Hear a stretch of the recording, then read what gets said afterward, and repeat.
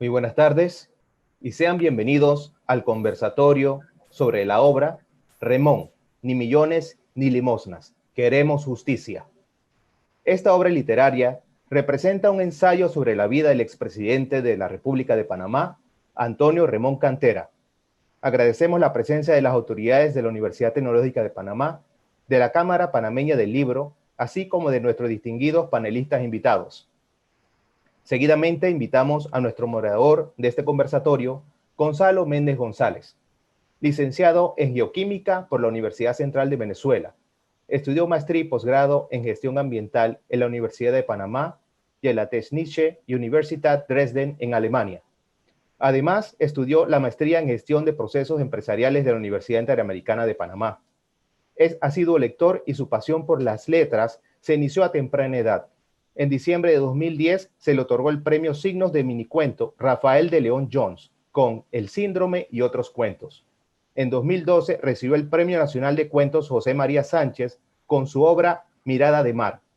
Y recientemente, 2013, con el libro La tos, la tiza y tuzo.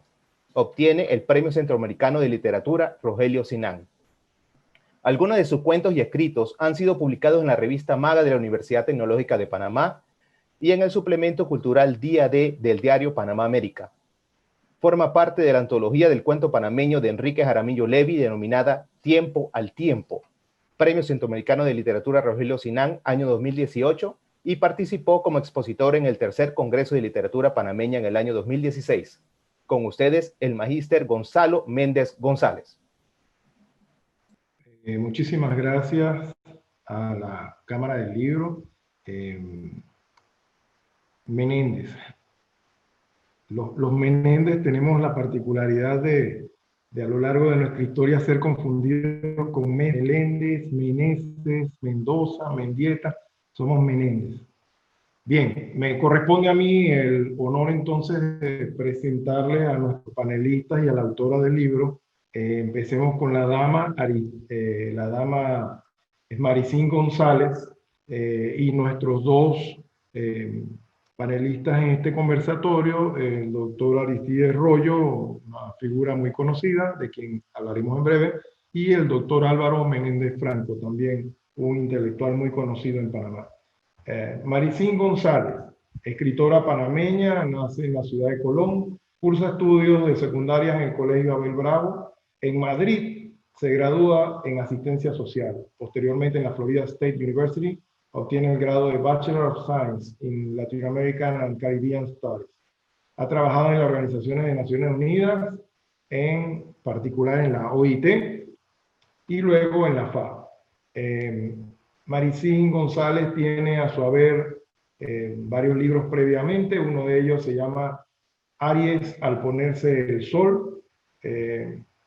Tiene también del 2013 un libro con el ensayo denominado ¿Por qué un Balboa y no un Sémaco? Y ahora nos sorprende con esta obra Ni millones ni limosnas, que gira en torno a la figura de José Antonio Remón Cantera. También nos acompaña, como dije, el doctor Aristides Royo, una figura muy conocida en Panamá. El doctor Royo estudió leyes en la Universidad de Salamanca y en Bolonia. Ejerció como docente en la Universidad de Panamá. Fue uno de los negociadores de los tratados del Canal del año 77.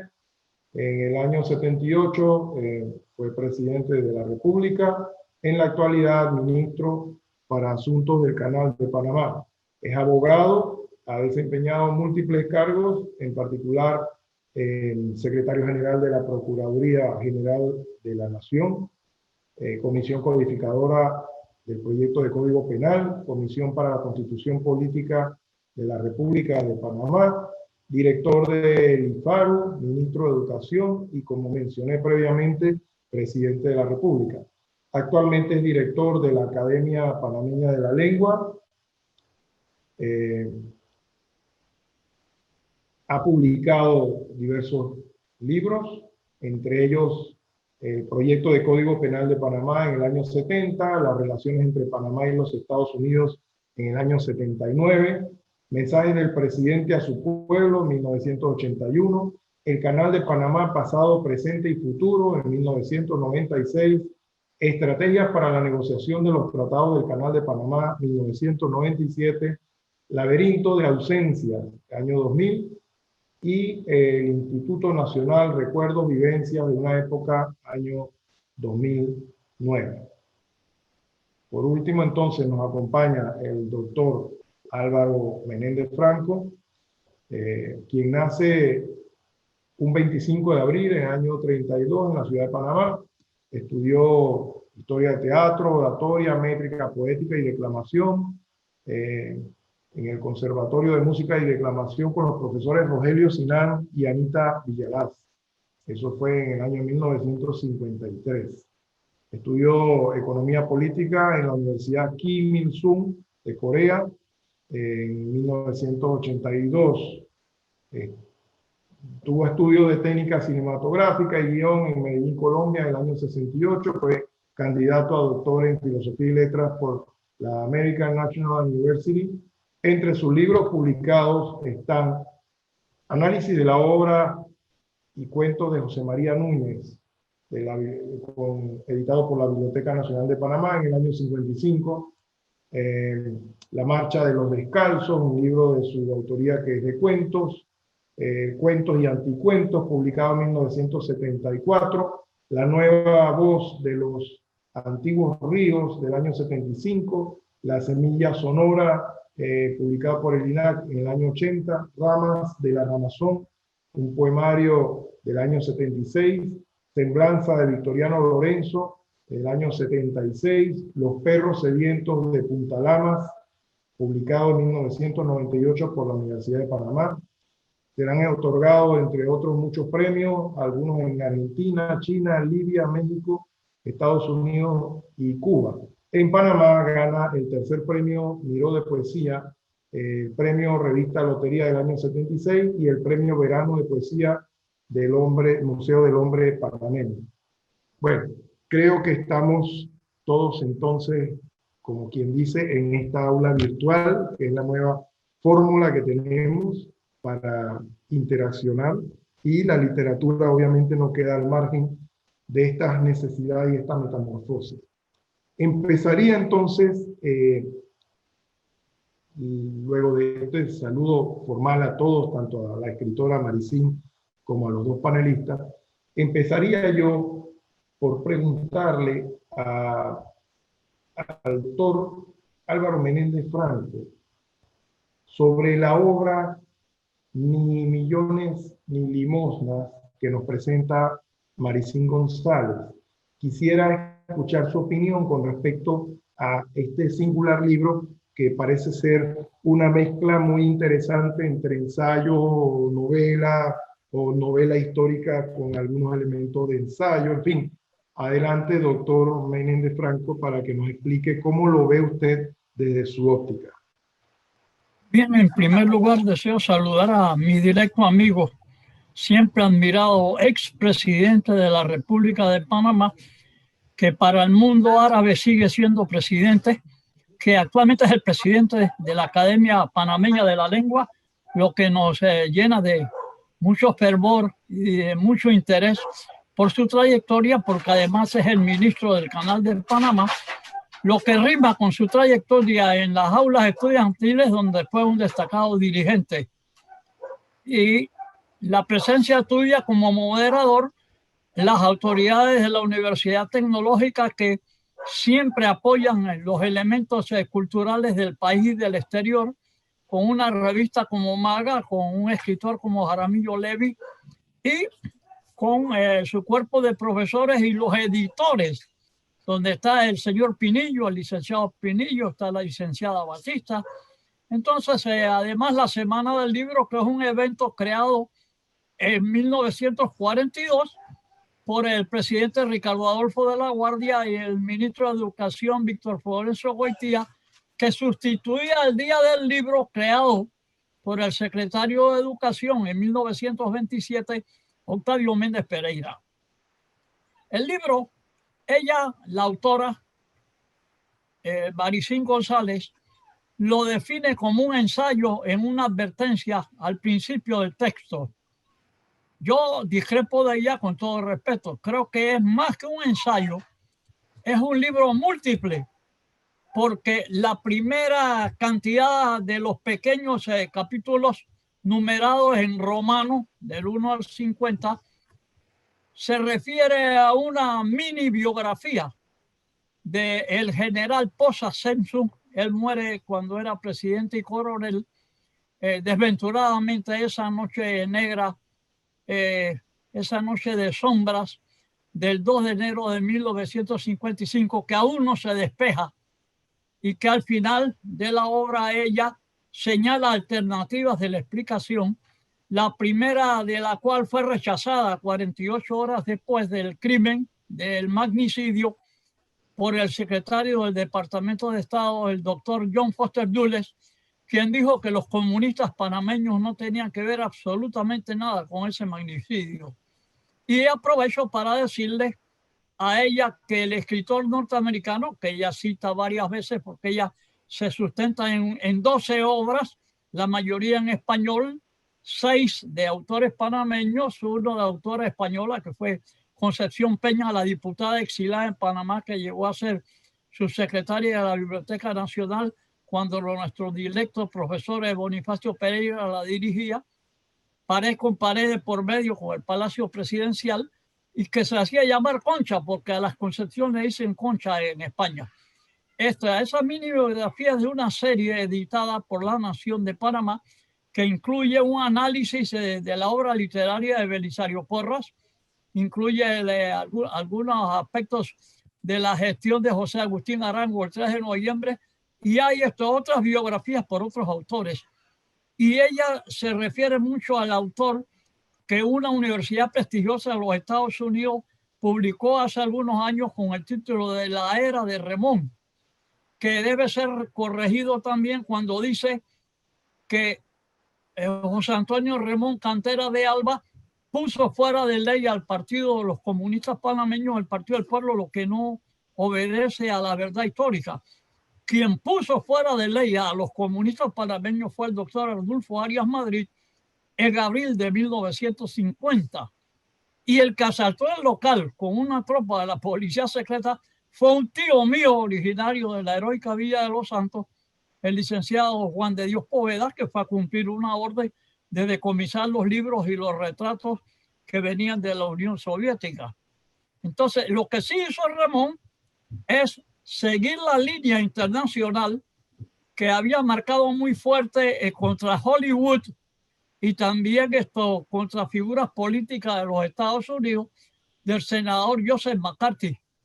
Y que McCarthy casi acaba con Hollywood, pero él cometió un error grave, un error de estrategia, cuando se lanzó contra el ejército de los Estados Unidos, que en aquella nación es casi un santuario. Al lanzarse contra el ejército, perdió la senaduría y además lo recluyeron en una casa de salud y desapareció. Remón, bajo la presión del S2 de la zona del canal, comenzó a destituir maestros y profesores que, al parecer, durante la Segunda Guerra Mundial, cuando había la alianza, la Unión Soviética, los Estados Unidos, Inglaterra, Francia y nosotros mismos los panameños, que teniendo un canal neutral a perpetuidad, le habíamos declarado la guerra al eje y le declaramos la guerra después de los Estados Unidos, unas horas después, al Imperio de Japón. Entonces, esto debe aclararse porque es un libro que va a tener mucha difusión y es posible que sea traducido a otros idiomas.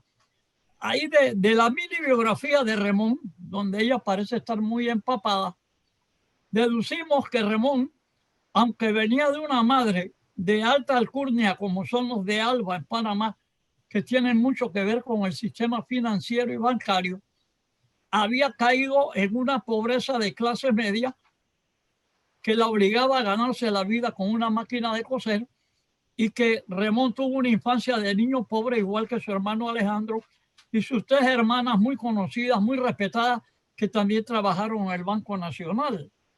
Entonces, en esa parte biográfica veo un paralelismo entre Remón y Belisario Porras, porque Belisario Porras se ganaba la vida vendiendo posturas de gallina y de pavo en los parques y en las calles de las tablas, y tenía que pelear porque le quitaban el producto y no le querían pagar. Belisario aprendió a pelear. Remón aprendió a pelear porque sus compañeros injustamente se burlaban de sus zapatos, de su ropa, aunque iba aseado, iba decoroso, pero representaba al niño pobre, aunque viviera en lo que se dio en llamar muchos siglos los de adentro, de calle décima a calle primera, que habían 3 murallas en la etapa colombiana, las cuales las echó al suelo el ejército por orden de Justo Arosemena cuando fue presidente del Estado Federal de Panamá. Ella entra también en un cambio de velocidad literaria cuando dice que conoce, voy a usar una palabra en inglés porque ella vive en Texas, en el inside de los incidentes en el Palacio Presidencial, bautizado por Ricardo Miró como el Palacio de las Garzas. Había sido la aduana de Panamá hasta 1905, cuando éramos colombianos por voluntad. Ella presenta como si hubiera estado presente, quiere decir que alguien le contó a ella la discusión inicial del presidente doctor Daniel Chaney Pinzón con el coronel, primer comandante de la Guardia Nacional, se llamó así en el 53. En este incidente, en el 49, era la Policía Nacional que Remón había comenzado a modernizar, comenzando por el Departamento de Tránsito y por la Guardia Presidencial. Y ella narra la discusión utilizando la técnica del teatro dentro de la novela, porque pone los diálogos con guiones y comillas, como se usa mucho en la literatura inglesa y norteamericana. No sé cuál sea su fuente, porque ella no puso al pie al pie de página la fuente, o no sé si es un reflejo del libro de Pippin, la RAE, pero lo cierto es que hay otras versiones sobre el mismo hecho que yo no voy a confrontar con la versión de ella por respeto a su obra, a su persona, pero que es muy distinta a la versión que ella da. Incluso hay algo sorprendente, y es que ella no explica claramente por qué en la madrugada del 20 de noviembre, que también cumplía años, el presidente Daniel Chaney Pinzón, ahí coincide con el presidente presente en esta obra de crítica literaria y de exhorto de la literatura panameña, aunque sea desde otro país, es que ese regalo de cumpleaños fue que Remón rodeó el palacio con la infantería, cortó todos los teléfonos del Palacio Presidencial y nada más dejó el teléfono del despacho del presidente, cortó el agua, nada más dejó agua en el tercer piso, que era el dormitorio del presidente, su esposa, la primera dama, sus hijas, que es un dormitorio creado por el propio Belisario Porras en 1922, con muebles hechos en las tablas que creo que se han seguido usando.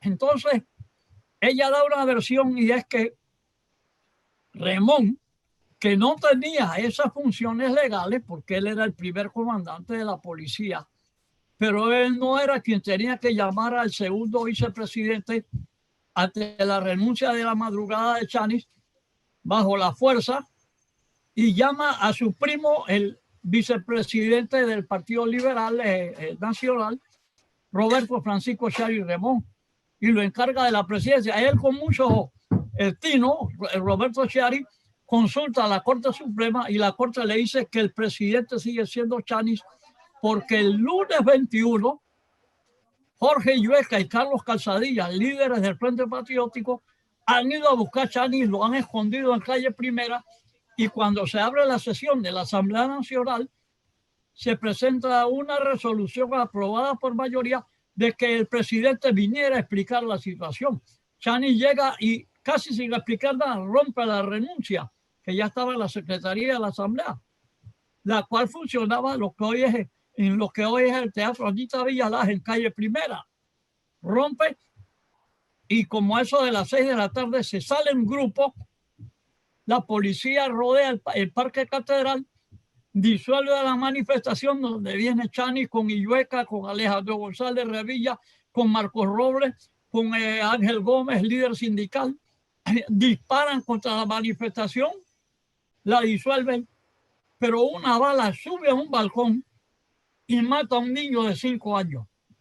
Esa parte debe la autora, lo sugiero con respeto, en las próximas ediciones meterla, porque eso es lo que provoca una huelga de brazos caídos en todo el país y que Remón decida entonces renunciar él, tomar un avión para irse a México. Pero ahí aparece otro personaje histórico. Aparece el mayor Alfredo Alemán en la casa de Remón, en Avenida Federico Boy, muy cerca donde ahora está el Hotel Panamá, y le dice, no tienes que irte. Si Arnulfo Arias reclama la presidencia porque hubo un fraude, tú tienes que hacer la revisión a través del Tribunal Electoral, que en ese tiempo se llama Jurado Nacional de Elecciones, y que se sumen los votos. Se llamó al embajador de Panamá en Guatemala, que había presidido ese jurado, que era Sebastián villasanteño, descendiente de los pintores Villalá del escudo nacional. Él vino en un avión, se abrieron las urnas que no se habían abierto, que estaban en el correo, y se proclama el 24 en el mediodía, 24 de noviembre, al doctor Arnulfo Arias como vencedor, y la huelga de brazos caídos se acaba. Ese es mi primer aporte. Muy bien, sin duda, a todas luces, la historia panameña ha sido polémica, y polémico es el libro, porque presenta eventos que no están totalmente esclarecidos en nuestra historia. Y por supuesto, aunque tenía intenciones de darle inmediatamente la palabra al doctor Royo por otro asunto, prefiero que la autora nos explique su postura con respecto a lo que usted acaba de exponer. Así que le damos entonces el pase a doña Maricín González para que nos explique un poco sobre los puntos que usted ha tocado.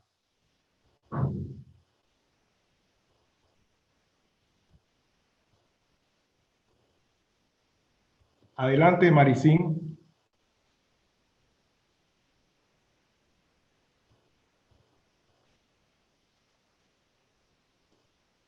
Por favor, le activan el micrófono a Maricín.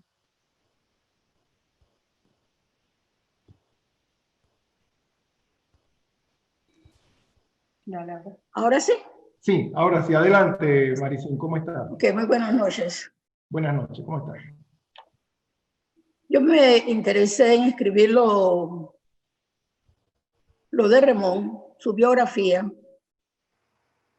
porque estando yo cursando estudios en Pittsburgh, cayó en mis manos este libro que acababa de escribir un profesor de la Stanford University. Pero ese libro, el profesor que estaba auspiciado por la universidad, fue a Panamá y contactó a todas las personas vivas del momento que conocían a Remón y que estaban al tanto del asesinato, del magnicidio. Era una obra bastante fresca. Además de esa obra que está muy bien documentada, he usado la de Concha Peña, que era una periodista española radicada en Panamá y amiga personal de la familia Remón Cantera. Todo lo que yo pongo en mi libro está sustentado, documentado, y en la bibliografía pueden ver los autores, la imprenta y el año en que se hizo. Es un libro que yo creo que es muy interesante y que la juventud panameña lo necesita. Y creo que Remón, al decir su famosa frase, que ni millones ni limosna, queremos justicia, que la defendió inclusive en un momento, como dice aquí el historiador Menéndez Franco, que estaba McCarthy arriba y que no se podía usar ni siquiera un papo rojo porque enseguida ya uno era comunista. Y como él mismo cita al John Foster Dulles, cuando Remón está allá en los Estados Unidos, Foster Dulles se le enfrenta y no quiere que él participe en los trámites de negociaciones que se están llevando a cabo. Entonces, él se les presenta y dice, yo no soy político, pero yo he venido aquí por una causa, y enseguida habla con el presidente Eisenhower y consigue una entrevista personal con él. Y luego de esa entrevista, que nadie sabe qué fue lo que hablaron, pero que después que Remón salió de ella, le dijo a la prensa que estaba allí, yo no he venido aquí a pedir dádivas, justicia es lo que he venido a pedir. Y definen al pueblo lo que justicia significa para él, que Panamá debe recibir lo que merece, porque nuestro país en realidad fue mutilado. La juventud panameña que me escucha, toda esa juventud milenial, generaciones nuevas, lo que yo quiero que se les quede son dos cosas. Que Remón nunca firmó el tratado que hoy se conoce como Tratado Remón-Eisenhower. Y que ¿por qué no lo firmó? Porque desde un comienzo él dijo, falta mucho por revisar, falta mucho por renegociar el Tratado del 3. Y que si en el 36 se le había hecho correcciones, quedaban pendientes en efectividad cláusulas importantes que Panamá tenía el deber de insistir en revisar. Y yo encuentro que eso es un acto de mucha valentía, sumamente muy grande, porque era un momento en que, si uno se pone a pensar, el momento Estados Unidos acababa de surgir como la primera potencia. ¿Quién se le iba a decir no a Estados Unidos? Y el país se enfrenta con todo un militar, un general de brigada como era Eisenhower. Yo les digo que lean el libro, lleguen a sus propias conclusiones, tienen una amplia bibliografía. En la conversación esa que está en estilo teatro del derrocamiento de Daniel Chanis, está en el libro de Walter Lafever. Y si no me equivoco, está en la página 79. Pero de todas maneras, para mayor exactitud, consulten el libro, que no lo tengo yo a mano. Muchísimas gracias, Maricín. Coincidimos todos, creo, en que la juventud panameña requiere de fuentes, requiere de libros, requiere de historia, requiere de una historia viva que les permita enraizarse en este territorio llamado Panamá. Le voy a ceder la palabra a don Aristides Royo, porque además de ser un conocedor de los temas legales que giraron en torno a no solamente el Tratado del 77, sino a todos los procesos históricos que han venido acumulándose desde que tuvimos el Tratado de 1903. Es una persona que seguramente tuvo algún tipo de vivencia cercana de esta época. En una época conflictiva que no hemos mencionado, y lo menciono ahora, enmarcada no solamente en los quehaceres nacionales, sino en el espectro de la Guerra Fría y el macartismo del cual estuvo hablando el doctor Menéndez Franco.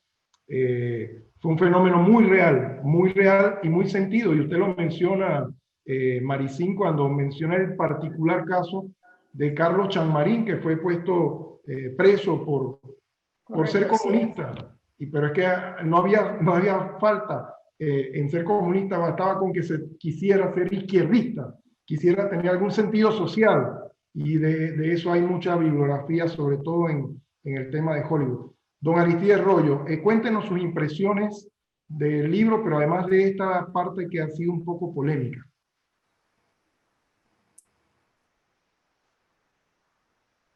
No se oye. El micrófono, por favor, el micrófono.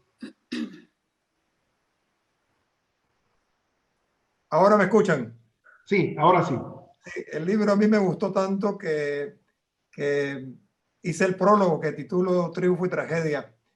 Pero además yo quisiera felicitar a Livia Batista y a la Universidad Tecnológica. Ella dirige el consejo editorial, del cual yo honrosamente, no sé si formo parte, pero me invitan a las sesiones cuando las hacen. Es una universidad que muchos panameños no conocen a fondo, porque creen que ahí solo se fabrican ingenieros, y no es verdad. Allí se enseñan humanidades, se enseña literatura. Hay una réplica de la biblioteca de Rogelio Sinán, y publican libros en la Universidad Tecnológica de Panamá, cosa que le enaltece mucho. Remón, bueno, en realidad no era un hombre perseguidor. Sin embargo, los efectos del macartismo que Maricín González efectivamente critica, sí se sintieron incluso en el Instituto Nacional donde yo estudiaba, porque recuerdo que destituyeron a un gran profesor de historia que se llamaba Enrique Carlson, un hombre que solo sabía en la vida enseñar, y cuando le quitaron lo único que sabía y le gustaba hacer, recuerdo que después quedó regentando un bar que quedaba en un primer piso, Cantina Montmartre o Montecarlo, no me acuerdo cómo se llamaba, y terminó suicidándose el profesor Enrique Carlson. O sea que sí hubo alguna persecución y hasta anécdotas. Cuentan de Remón que una de esas le llevaron varios dirigentes estudiantiles y lo recibió en la comandancia, y entonces vio que uno tenía un par de libros y le dice, deme acá esos libros. Y cuando vio el primer libro era de José Ortega y Gasset, La rebelión de las masas. Este libro lo voy a decomisar porque esas son las cosas que incitan al comunismo en este país. Y el otro libro decía la familia, la propiedad privada, el Estado, que era de Engels. Y dice, estos son los libros que hay que leer sobre la familia, la propiedad privada, el Estado. Lo cual demostraba la ignorancia que tenía, pero realmente era un hombre campechano y sentía que no había odios contra él. Prueba de ello es que cuando el entonces sacerdote, que luego después renunció al sacerdocio, Carlos Pérez Herrera, supo por una confesión que había una trama para matar a Remón, le dijo a su primo hermano Hugo Torrijos que le consiguiera una cita con el presidente Remón. Remón lo recibió en la propia casa de Hugo Torrijos, recibió al padre Pérez Herrera, quien le dijo, he tenido conocimiento y me lo dijeron en estado de confesión, pero no puedo menos que decirle que hay esto y hay esto y hay lo otro.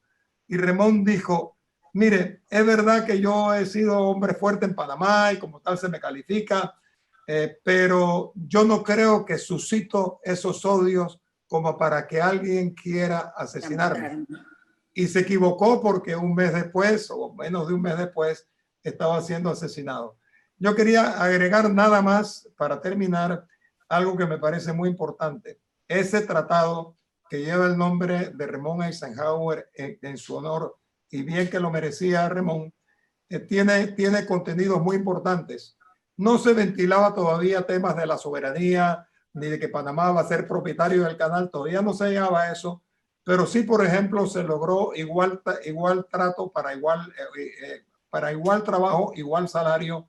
Se hizo que los panameños que trabajaban en el canal pagaran su impuesto sobre la renta a la República de Panamá. Se aumentó la anualidad, que era de 430,000 a 1.930.000 balboas. Sí es verdad que nos metieron un gol porque se logró la exoneración de los licores importados al 75% de su valor siempre que fueran comprados en Panamá con destino a la zona del canal. Y esa suma fue 3 veces o 4 veces superior al 1.930.000 balboas que se pagaban. Lo que quiero decir en esencia, el libro es realmente interesante y me alegro que Maricín González no se hubiera metido más allá después de lo que pasó el 2 de enero, porque ahí tendría para a lo mejor un par de libros más. La felicito de verdad por su gran trabajo realizado. Muchas gracias, doctor. Sí, correcto. De hecho, es un punto de quiebre en la historia panameña, el magnicidio. Y ahí se abre, tal como lo ha expresado el doctor Royo, toda una gran cantidad de especulaciones. No se ha esclarecido el crimen del magnicidio de Remón. Tengo un par de puntos que me gustaría que muy brevemente el doctor Menéndez Franco y el doctor Royo me comentaran, y por supuesto después le damos el pase a la autora. Y tiene que ver con... hay dos asuntos que me llamaron mucho la atención del libro. Brevemente me gustaría que habláramos un poquito del personaje, la dama de la bondad, Cecilia Pinel. Encuentro cierto paralelismo en la historia latinoamericana con Evita Perón, salvando, por supuesto, las proporciones. Ella, esposa y compañera del general Perón, pero el alma y la parte social y la parte solidaria del régimen peronista, siendo Perón un hombre de fuerza, un general bien conocido. Me gustaría que ambos dieran una muy breve reseña de qué piensan al respecto y después le damos el pase a Maricín y continuamos con otro par de temas. No sé si quiere comenzar el doctor Menéndez Blanco. Las giras médico-asistenciales que doña Cecilia Pinel de Remón llevó durante la campaña política desde noviembre de 1951 hasta abril de 1952 y que fue una base de mucha votación para el coronel Remón contra su primo, que lo apoyamos los miembros del Frente Patriótico y los del PRI, que dirigía Norberto Navarro, le dio esa votación porque Cecilia Pinel de Remón, que fue calificada por el poeta José Antonio Moscada Luna en el diario La Nación como la dama de la bondad, un editorial que hizo, él estaba recién llegado de España, y quedó ese sobrenombre cariñoso para ella, para toda la vida, de la dama de la bondad. Pero esa gira la inició en Panamá un médico nacido en un campo de las tablas que vivió casi toda su vida en Venezuela y que murió relativamente a los 61 años en Caracas, que fue el doctor Francisco Samaniego, que en un momento dado sonó como candidato presidencial del Frente Patriótico porque no se había lanzado la candidatura del coronel Remón. Cuando Remón logra 5 partidos para su candidatura, el Frente Patriótico aplaza la idea de Samaniego, que era más conocido entre los campesinos salteños por esas giras médico-asistenciales que después el Frente Patriótico repitió en Herrera con el doctor Guillermo Rojas Sucre. Y doña Cecilia, que vio en esa gira una base para la campaña, prohibió el reparto de licor, repartía ollas, repartía pailas, repartía comida. Y eso le dio una gran fuerza al coronel Remón. Correcto. Me gustaría entonces escuchar la opinión del doctor Royo sobre el arma de la bondad. Hay que fijarse también en lo que eran las campañas electorales antes de Cecilia Pinel de Remón como futura primera dama que se sentía y lo que fueron las campañas electorales después de ella. Creo que a ella se le ocurrió una idea que a mí me pareció correcta, que consistió en hacer las campañas por el país entero. Hasta entonces no se había visto a una mujer y a su esposo, candidato, recorrer los sitios más pequeños de la geografía nacional. Ellos lo hicieron. Bien, es verdad que repartieron suéteres, repartieron peinillas, todo eso, pero sí lograron tener un conocimiento amplio del país. Y debo agregar algo más. Si bien José Antonio Remón Cantera era pariente de los Chiari, de los Alba, él no se sentía realmente rabiblanco, él no se sentía un hombre de la alta sociedad. Sus amigos íntimos eran los de la Luisiana, donde había gente de todas las clases sociales, el señor Chucuteca Martínez, el señor Martínez, el dueño de la Luisiana, tenía muchos amigos y una gran popularidad entre sus amigos, que lo quisieron mucho. Creo yo que doña Ceci sí tenía un gran sentido social, no un sentido de pertenencia a una clase determinada. Ella bajó o se independizó de esa clase a la cual incluso pertenecía porque ella venía de una familia poderosa económicamente. Pero creo que hizo una tarea social, sí, puede ser que emulando un poco a Evita Perón, quien acababa de morir muy recientemente a los 33 años en Buenos Aires. Correcto. Le tengo a la autora del libro además un comentario que ya empiezan a llegar algunas preguntas y yo algunas las voy a ir leyendo. Hay un interés, a pesar de que, mire, doña Maricín, que hemos esquivado como buenos toreros el tema del magnicidio porque arranca una nueva historia allí que no está totalmente esclarecida. Sin embargo, hay mucha curiosidad.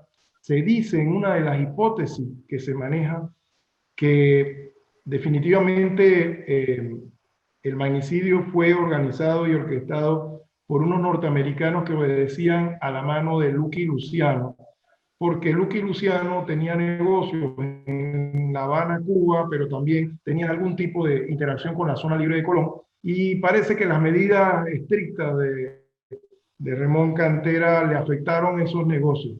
¿Qué tanto sabe usted de esto en el sentido de, bueno, su opinión, por supuesto, porque como digo, es un tema que está sin esclarecer? El ensayo mío de Remón se limita a su nacimiento, que fue en 1908, hasta el 2 de enero del 55, en que fue asesinado en el hipódromo Juan Franco. En el libro, el lector encontrará al final, en el epílogo, yo pregunto, ¿por qué mataron a Remón? Y el lector interesado puede encontrar 1000 preguntas al respecto. Con respecto a lo que usted me dice de Lucky Luciano, lo único que yo sé al respecto es que Remón estaba en contra de la droga. Como muchas personas creen que fue por negocios de él personales en la droga que lo mataron, eso no fue así. Él estaba en contra y precisamente por haberle negado ¿cómo se dice? Un paquete que mandaba Lucky Luciano o algo y él se lo prohibió, no le dio paso en Panamá. Se dice, pero yo no he estudiado el caso, así que no puedo hablar al respecto. Ok, nos avisan que se nos va agotando poco a poco el tiempo, pero hay un tema que yo quisiera que entre los tres, tanto autora como los panelistas, hiciéramos un breve intercambio. La historia de Remón representa una dicotomía en el Estado panameño, en donde se ha tenido el cuerpo policial, a veces ejército, a veces Guardia Nacional, es decir, al cuerpo organizado que pone orden en un Estado, versus la otra cara de la moneda, es decir, los entes de la democracia, la asamblea, los partidos políticos, las organizaciones religiosas, etcétera, ¿no? Esa dicotomía de tener o no tener ejército, tener o no tener un grupo armado rector digamos, de eso que llaman el orden constitucional. Remón está muy cerca en varias ocasiones de tomar el poder y cede por las vías que en su libro queda muy bien plasmada, cede a grupos negando la tentación de tomar por casi, digamos, por una fluidez natural, por la figura de él, un hombre de carácter, un hombre disciplinado, un hombre de fuerza, el poder. Sin embargo, finalmente, con o sin uniforme, termina siendo presidente de la República y ese hecho a mí me da, digamos, mucho que pensar porque creo que no ha sido resuelto. Panamá como Estado, a pesar de que en este momento no tiene ejército, no tiene fuerza aérea o naval, y tiene una policía ciertamente encargada de los asuntos de la seguridad y todo lo demás, pareciera que esa dicotomía no es de la era de Remón, es decir, viene desde que somos un Estado y parece que ha trascendido, es decir, tampoco termina con la era de Remón. Es un tema un poquito delicado porque en este momento no tenemos ejército y pareciera que no hace falta, pero hay grupos que pues, piensan que sí. Me gustaría escuchar la opinión tanto de la autora como de los dos panelistas. Empezaríamos con el doctor Royo. Micrófono, por favor, para el doctor Royo.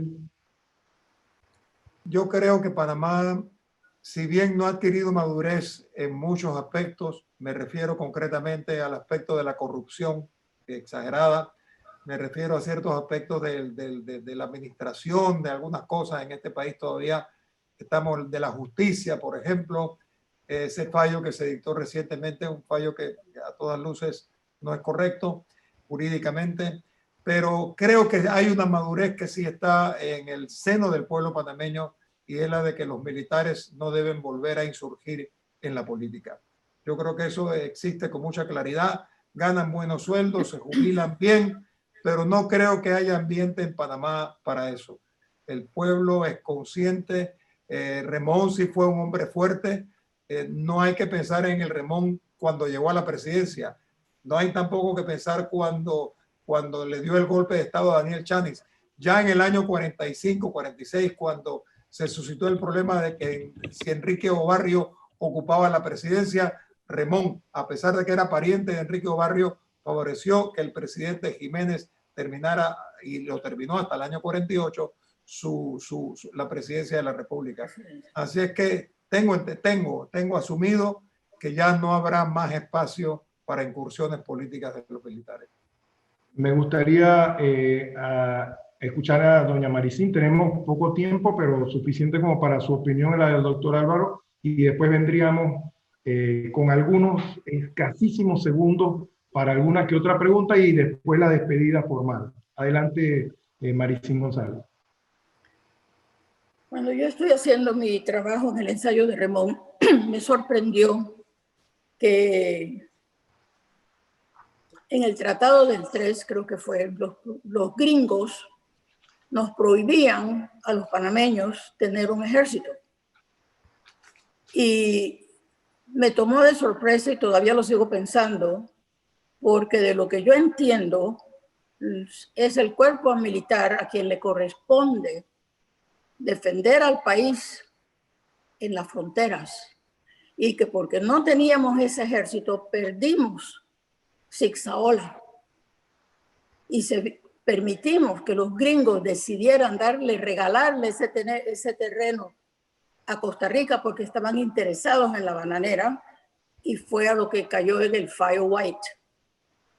A la policía le corresponde todo lo que es civil, de tránsito y todas otras, pero es a los militares a quien le corresponde la defensa del país. Doctor Álvaro.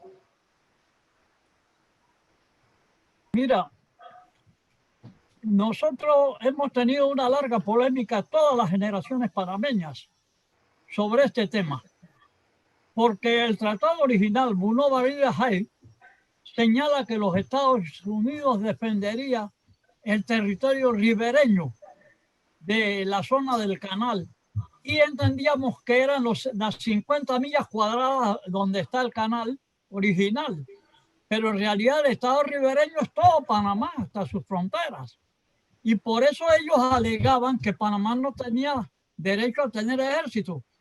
Ellos envían a través de una propuesta a el coronel ascendido a general, posteriormente Esteban Huerta, a estudiar el régimen militar de los Estados Unidos y también el de Francia, y con el apoyo de la embajada norteamericana recién acreditada en Calle Cuarta y la gran fuerza del prócer Tomás Arias, obligan o inclinan al doctor Amador Guerrero, primer presidente constitucional, a disolver el Ministerio de Guerra y Marina. Cuando Huerta regresa de Europa, se encuentra que no tiene ministerio y que también le han disuelto el Batallón Colombia, que apoyó la independencia del 3 de noviembre. Pero era porque se interpretaba el planteamiento norteamericano de que ellos iban a defender el istmo.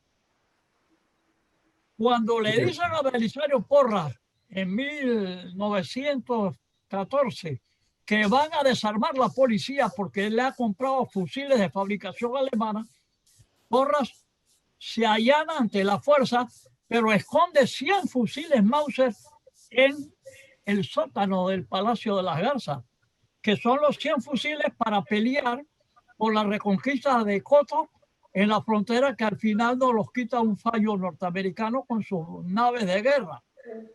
Pero Remón comienza a militarizar la policía y a convertirla poco a poco en un ejército de bolsillo por causa legal de la revisión que conquistó el doctor Armodio Arias Madrid entre 1936, que entró en vigencia en 1939. Al cambiar la relación con el Tratado de 1903, de 18 de noviembre, Remón tenía la aquiescencia de la zona del canal para una guardia intermedia entre policía y ejército, y hace una Guardia Nacional militarizada. Y como bien señalaba el doctor Jorge Illueca en la Asamblea Nacional en esos años, los políticos panameños que habían perdido la fe en el voto popular, porque el pueblo ya no quería votar por las mismas caras, a menos de que hubiera el clientelismo, iban a la comandancia a enamorar a Remón para que se saliera de los cauces legales de un comandante. Aquí había políticos que cuando el pueblo salía a la calle se iban a dormir a los lugares donde estaban los cadetes de la Guardia Nacional porque le tenían miedo al pueblo. Remón se dio cuenta que él era el árbitro de las peleas políticas y decidió lanzarse y le resultó. Y como bien dice la escritora Maricín González, su lucha contra el comunismo, cuando pudiera no ser del corazón, era para neutralizar al Senado norteamericano a la hora de votar por el nuevo tratado. Porque si no había una línea contra la izquierda, los votos no se conseguían.